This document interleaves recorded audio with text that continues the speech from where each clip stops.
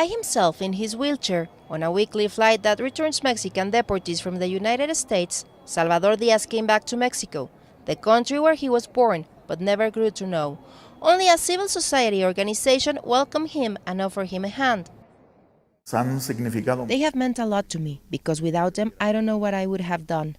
They have guided me, helped me to get around and get to know the city. Salvador has no family in Mexico, a country completely unknown to him. He emigrated to the United States at 3 years old, with his parents from Jalisco State, 50 years ago. I didn't choose to go to the United States, they just took me, it wasn't my decision. But Chava, as people call him, worked his way up. He graduated from California State University with a business administration degree, had a family and lived the American dream. Today he lives knowing that he left his 2 children, his mom, and his whole life in Los Angeles to start over in a city he doesn't know at all. Streets, sidewalks, and stores are not adapted for people in wheelchairs. There are few places where I can get into without any help. Salvador was a United States permanent resident since 1986, but this was meaningless when American immigration authorities arrested him and deported him. Salvador defended his case when he was presented to an immigration judge.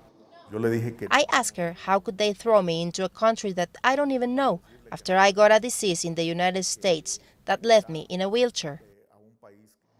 The judge said that in Mexico he could get medical attention and wished him good luck.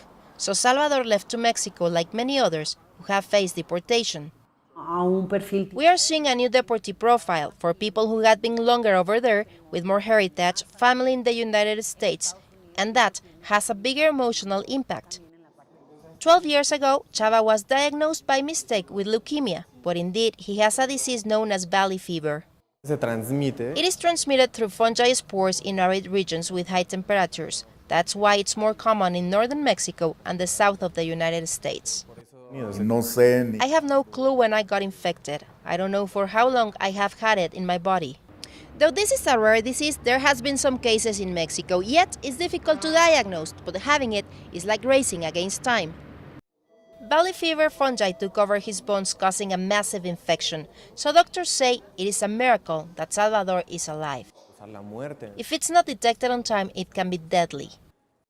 Chava's future, as that of many other repatriated migrants, is uncertain. Yet, he has founded a collective to support other migrants as he builds a new life for himself, away from his home. In Mexico City, Paulina Gomez Bulchiner, U News.